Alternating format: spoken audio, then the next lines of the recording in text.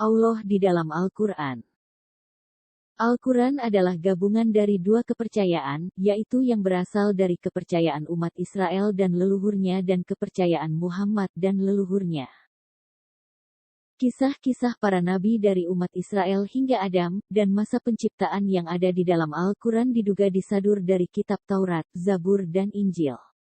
Lalu digabung dengan ajaran kepercayaan leluhur Muhammad, yaitu orang-orang Quraisy.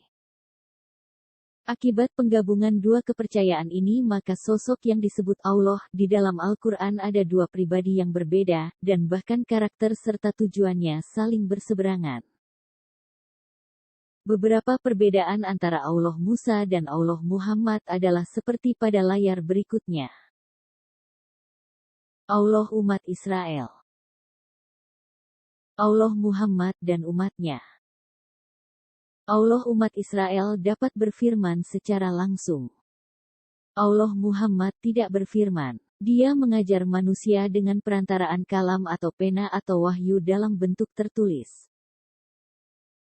Dapat menyatakan kehadirannya dalam wujud tertentu. Misalnya, api. Tidak ada sesuatu pun yang serupa dengan dia. Artinya, dia tidak mungkin hadir dalam wujud yang dapat diindra oleh manusia. Allah umat Israel memiliki roh dan dia berwujud roh, sesuatu yang tidak memiliki dimensi yang dibatasi oleh ruang dan waktu. Dia adalah zat dan tidak memiliki roh. Sebab menurut Muslim roh itu adalah ciptaan Allah. Firman-Nya turun ke alam manusia dan mengambil rupa bahkan menjadi manusia untuk melakukan kehendak-Nya. Wahyunya turun melalui malaikatnya dalam bentuk tulisan atau kitab untuk menyampaikan kehendak-Nya. Allah umat Israel mengusir iblis dari surga dan mengutuknya hingga hari kiamat. Mengasihi jin yang sebenarnya adalah iblis dan ingin menyelamatkan mereka, dan mengislamkan jin. Hal kenabian yang dijanjikan Allah. Al-Quran mengakui bahwa kekuasaan dan kenabian telah diberikan kepada Bani Israel. Dan sungguh, kepada Bani Israel telah kami berikan kitab Taurat, kekuasaan dan kenabian, kami anugerahkan kepada mereka rezeki yang baik dan kami lebihkan mereka atas bangsa-bangsa. Quran Surah Al-Jathiyah ayat 16. Dan kami anugerahkan kepada Ibrahim, Ishak dan Yakub, dan kami jadikan kenabian dan kitab kepada keturunannya, dan kami berikan kepadanya balasannya di dunia, dan sesungguhnya dia di akhirat, termasuk orang yang saleh. Quran Surah Al-Ankabut ayat 27. Al-Quran sudah mengingatkan supaya orang-orang Quraisy tidak mengingkari tentang kekuasaan kenabian kepada Bani Israel. Mereka itulah orang-orang yang telah kami berikan kitab, hikmah dan kenabian. Jika orang-orang Quraisy itu mengingkarinya, maka kami akan menyerahkannya kepada kaum yang tidak mengingkarinya. Quran Surah Al-An'am ayat 89. Mereka itulah para nabi yang telah diberi petunjuk oleh Allah, maka ikutilah petunjuk mereka. Katakanlah Muhammad, aku tidak meminta imbalan kepadamu dalam menyampaikan Al-Quran. Al-Quran itu tidak lain hanyalah peringatan untuk segala umat seluruh alam. Quran Surah Al-An'am ayat 90. Siapa mereka yang dimaksud dalam ayat ini? Mereka itu adalah Ishak dan Yakub dan keturunan Yakub. Surah Al-An'am ayat 84-87. Di dalam teks aslinya sebenarnya tidak ada kata Al-Quran tetapi petunjuk yang diberikan Allah kepada mereka, yaitu kitab Taurat. Kalau kekuasaan dan kenabian telah diberikan Allah kepada Ishak, Yakub dan kepada keturunannya, lalu yang mengutus Muhammad itu siapa dan untuk siapa? Yang mengutus Muhammad adalah sosok yang berkata kami. Al-Quran berkata, sungguh, kami telah mengutusmu dengan kebenaran, sebagai pembawa berita gembira dan pemberi peringatan. Dan engkau tidak akan diminta pertanggungjawaban tentang penghuni-penghuni neraka. Surah Al-Baqarah ayat 119. Dan tiadalah kami mengutus kamu, melainkan untuk menjadi rahmat bagi semesta alam. Surah Al-Anbiya ayat 107. Dan masih banyak ayat-ayat yang mengatakan bahwa yang mengutus Muhammad dan yang menurunkan Al-Quran adalah kami. Siapa yang dimaksud dengan kami? Penggunaan kata kami di dalam Al-Quran adalah ambigu. Sebab Al-Quran juga mengatakan bahwa yang mengutus rasul-rasul sebelum Muhammad juga adalah kami. Misalnya, dan sungguh, kami telah mengutus para rasul kepada umat-umat sebelum engkau. Surah Al-An'am ayat 42. Dan sungguh, kami telah mengutus beberapa rasul sebelum engkau dan kami berikan kepada mereka istri-istri dan keturunan. Surah Ar-Ra'd ayat 38. Akan tetapi yang mengutus Musa adalah Allah sendiri dan Allah langsung berfirman kepada mereka. Misalnya, sungguh, aku adalah Tuhanmu. Surah Taha ayat 12, dan aku telah memilih engkau. Surat Taha ayat 13. Sungguh aku ini Allah, tidak ada Tuhan selain aku, maka sembahlah aku. Surah Taha ayat 14. Allah berfirman kepada Adam. Allah berfirman kepada Ibrahim. Allah berfirman kepada Zaharia. Dan lain-lain. Tetapi sosok kami yang mengutus Muhammad bukan Tuhan, tetapi sosok yang kemudian diyakini sebagai malaikat. Sebab, sosok kami menyebut Allah dengan kata ganti dia dannya. Sosok kami berkata, selain Allah. Sosok kami berkata, demi Allah. Sosok kami berkata, dengan izin Allah. Sosok kami berkata, Allah yang menjadi saksi. Sosok kami berkata, dari Allah atau di sisi Allah. Sosok kami menyebut Allah dengan kata ganti dia dannya. Misalnya, dialah yang meniupkan angin sebagai pembawa kabar gembira, mendahului kedatangan rahmatnya, sehingga apabila angin itu membawa awan mendung, kami halau ke suatu daerah yang tandus, lalu kami turunkan hujan di daerah itu. Kemudian kami tumbuhkan dengan hujan itu berbagai macam buah-buahan. Seperti itulah kami membangkitkan orang yang telah mati, mudah-mudahan kamu mengambil pelajaran. Surah Al-A'raf ayat 57. Dan orang-orang Yahudi berkata, tangan Allah terbelenggu. Sebenarnya tangan merekalah yang dibelenggu dan merekalah yang dilaknat disebabkan apa yang telah mereka katakan itu, padahal kedua tangan Allah terbuka, Dia memberi rezeki sebagaimana Dia kehendaki. Dan yang diturunkan kepadamu dari Tuhanmu itu pasti akan menambah kedurhakaan dan kekafiran bagi kebanyakan mereka. Dan kami timbulkan permusuhan dan kebencian di antara mereka sampai hari kiamat. Setiap mereka menyalakan api peperangan, Allah memadamkannya. Dan mereka berusaha menimbulkan kerusakan di bumi. Dan Allah tidak menyukai orang-orang yang berbuat kerusakan. Surah Al-Maidah ayat 64. Sosok kami berkata, selain Allah. Misalnya, dan jika kamu meragukan yang kami turunkan kepada hamba kami, maka buatlah satu surah semisal dengannya dan ajaklah penolong-penolongmu selain Allah, jika kamu orang-orang yang benar. Surah Al-Baqarah ayat 23. Sosok kami tidak menyebut selain kami. Sosok kami berkata, demi Allah. Misalnya, demi Allah, sungguh kami telah mengutus rasul-rasul kepada umat-umat sebelum engkau. Tetapi setan menjadikan terasa indah bagi mereka perbuatan mereka yang buruk, sehingga dia menjadi pemimpin mereka pada hari ini dan mereka akan mendapat azab yang sangat pedih. Surah An-Nahl ayat 63. Kalau sosok kami adalah Allah, tidak logis Allah berkata, demi Allah. Sosok kami berkata, dengan izin Allah. Misalnya, dan kami tidak mengutus seorang rasul melainkan untuk ditaati dengan izin Allah, dan sungguh, sekiranya mereka setelah menzalimi dirinya datang kepadamu, lalu memohon ampunan kepada Allah, dan rasul pun memohonkan ampunan untuk mereka, niscaya mereka mendapati Allah Maha Penerima Tobat, Maha Penyayang. Surah An-Nisa, ayat 64.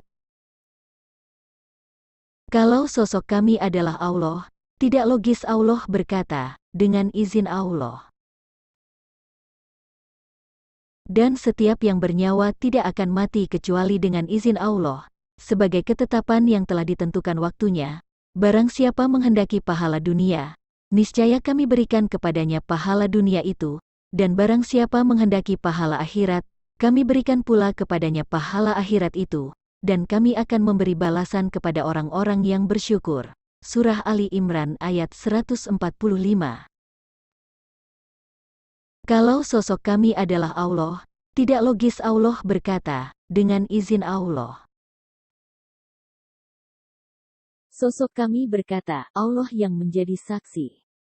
Misalnya, kebajikan apapun yang kamu peroleh, adalah dari sisi Allah, dan keburukan apapun yang menimpamu, itu dari kesalahan dirimu sendiri. Kami mengutusmu menjadi rasul kepada seluruh manusia, dan cukuplah Allah yang menjadi saksi. Surah An-Nisa, ayat 79. kalau kami adalah Allah, tidak logis Allah berkata, Allah yang menjadi saksi. Sosok kami berkata, dari Allah atau di sisi Allah. Misalnya, apa yang ada di sisimu akan lenyap, dan apa yang ada di sisi Allah adalah kekal, dan kami pasti akan memberi balasan kepada orang yang sabar dengan pahala yang lebih baik dari apa yang telah mereka kerjakan. Surah An-Nahl ayat 96. Kalau sosok kami adalah Allah, tidak logis Allah berkata, di sisi Allah. Siapa sosok yang berkata kami tersebut? Al-Quran berkata, dan jika kamu meragukan yang kami turunkan kepada hamba kami, maka buatlah satu surah semisal dengannya dan ajaklah penolong-penolongmu selain Allah, jika kamu orang-orang yang benar. Surah Al-Baqarah ayat 23. Katakanlah Muhammad, barang siapa menjadi musuh Jibril, maka ketahuilah bahwa dialah yang telah menurunkan Al-Quran ke dalam hatimu dengan izin Allah, membenarkan apa yang terdahulu, dan menjadi petunjuk serta berita gembira bagi orang-orang beriman. Surah Al-Baqarah ayat 97. Sosok yang menurunkan Al-Quran yang selalu berkata, kami ternyata adalah Jibril, yaitu sosok yang menemui Muhammad di Gua Hira. Dan sosok kami juga terkonfirmasi sebagai sosok yang menimbulkan permusuhan dan kebencian di antara manusia. Al-Quran berkata, dan di antara orang-orang yang mengatakan, kami ini orang Nasrani, kami telah mengambil perjanjian mereka, tetapi mereka sengaja melupakan sebagian pesan yang telah diperingatkan kepada mereka, maka kami timbulkan permusuhan dan kebencian di antara mereka hingga hari kiamat, dan kelak Allah akan memberitakan kepada mereka apa yang telah mereka kerjakan. Surah Al-Maidah ayat 14. Kami adalah sosok yang menimbulkan permusuhan dan kebencian, dan kelak Allah akan memberitakan apa yang telah mereka kerjakan. Dan orang-orang Yahudi berkata, tangan Allah terbelenggu. Sebenarnya tangan merekalah yang dibelenggu dan merekalah yang dilaknat disebabkan apa yang telah mereka katakan itu, padahal kedua tangan Allah terbuka, Dia memberi rezeki sebagaimana Dia kehendaki. Dan yang diturunkan kepadamu dari Tuhanmu itu pasti akan menambah kedurhakaan dan kekafiran bagi kebanyakan mereka. Dan kami timbulkan permusuhan dan kebencian di antara mereka sampai hari kiamat. Setiap mereka menyalakan api peperangan, Allah memadamkannya. Dan mereka berusaha menimbulkan kerusakan di bumi. Dan Allah tidak menyukai orang-orang yang berbuat kerusakan. Surah Al-Maidah ayat 64. Sosok kami yang menimbulkan permusuhan dan kebencian dan Allah yang memadamkannya. Di sini antara sosok kami dan Allah saling berseberangan. Akan tetapi di ayat lain terkonfirmasi bahwa sosok yang menimbulkan permusuhan dan kebencian di antara manusia adalah pekerjaan setan. Al-Quran berkata, dengan minuman keras dan judi itu, setan hanyalah bermaksud menimbulkan permusuhan dan kebencian di antara kamu, dan menghalang-halangi kamu dari mengingat Allah dan melaksanakan salat, maka tidakkah kamu mau berhenti? Surah Al-Maidah ayat 91. Kalau yang menimbulkan permusuhan dan kebencian di surah Al-Maidah 14 dan 64 adalah sosok kami, dan perbuatan yang sama di surah Al-Maidah ayat 91 adalah dilakukan oleh setan, siapa sosok kami tersebut? Sosok kami juga mengaku sebagai pencipta seperti Allah. Al-Quran berkata, Wahai manusia, sungguh, kami telah menciptakan kamu dari seorang laki-laki dan seorang perempuan, kemudian kami jadikan kamu berbangsa-bangsa dan bersuku-suku agar kamu saling mengenal. Sesungguhnya yang paling mulia di antara kamu di sisi Allah ialah orang yang paling bertakwa. Sungguh, Allah Maha Mengetahui, Maha Teliti. Surah Al-Hujurat ayat 13. Kami yang menciptakan manusia dan yang menjadikan manusia berbangsa-bangsa dan bersuku-suku. Tetapi sosok kami ini berkata, sungguh, Allah Maha Mengetahui, artinya sosok kami bukan Allah. Bukankah Dia yang menciptakan langit dan bumi dan yang menurunkan air dari langit untukmu? Lalu kami tumbuhkan dengan air itu kebun-kebun yang berpemandangan indah, kamu tidak akan mampu menumbuhkan pohon-pohonnya. Apakah di samping Allah ada Tuhan yang lain? Sebenarnya mereka adalah orang-orang yang menyimpang dari kebenaran. Surah An-Naml ayat 60. Yang menciptakan langit dan bumi dan yang menurunkan air dari langit adalah Allah. Tetapi yang menumbuhkan kebun-kebun yang berpemandangan indah adalah sosok kami. Pada surah As-Syura ayat 51 sudah diberitahukan bahwa Allah SWT tidak mungkin berfirman kepada manusia dan Dia hanya ada di belakang tabir dan akan mengutus malaikat dalam segala urusan. Akan tetapi sosok kami, yang diklaim sebagai utusan Allah ternyata meminta kepada Muhammad untuk berdoa kepadanya, beriman dan menyembah Dia. Al-Quran berkata, Dan apabila hamba-hambaku bertanya kepadamu tentang aku, maka sesungguhnya aku dekat, aku kabulkan permohonan orang yang berdoa apabila dia berdoa kepadaku. Hendaklah mereka itu memenuhi perintahku dan beriman kepadaku, agar mereka memperoleh kebenaran. Surah Al-Baqarah ayat 186. Siapa sosok yang berkata, aku di dalam ayat ini, sedangkan Allah SWT hanya berada di belakang tabir dan Dia hanya akan mengutus malaikatnya dalam segala urusan? Dan kami tidak mengutus seorang rasul pun sebelum engkau Muhammad, melainkan kami wahyukan kepadanya, bahwa tidak ada Tuhan yang berhak disembah selain aku, maka sembahlah aku. Surah Al-Anbiya ayat 25. Siapa sosok yang berkata, aku di dalam ayat ini, sedangkan Allah SWT hanya berada di belakang tabir dan Dia hanya akan mengutus malaikatnya dalam segala urusan? Dengan demikian sudah terjawab siapa sosok kami yang mengutus Muhammad dan yang menurunkan Al-Quran. untuk siapa Muhammad diutus? Al-Quran berkata, Aku tidak menciptakan jin dan manusia melainkan agar mereka beribadah kepadaku. Surah Az-Zariyat ayat 56. Kami akan memberi perhatian sepenuhnya kepadamu wahai golongan manusia dan jin. Surah Ar-Rahman ayat 31. Selain itu, kami menyediakan 2 sorga, yaitu kepada manusia dan jin. Surah Ar-Rahman ayat 46. Di surah Al-Maidah ayat 34-35 dan surah Ka'af ayat 27-29 dikatakan bahwa Allah telah mengutuk iblis dan mengusir mereka dari surga karena membangkang Allah. Tetapi sebaliknya, kami sebagai sosok yang mengutus Muhammad sangat perhatian kepada mereka yang telah diusir dan terkutuk itu. Lalu siapa yang mengasihi golongan jin dan menawarkan sorga serta bidadari kepada mereka?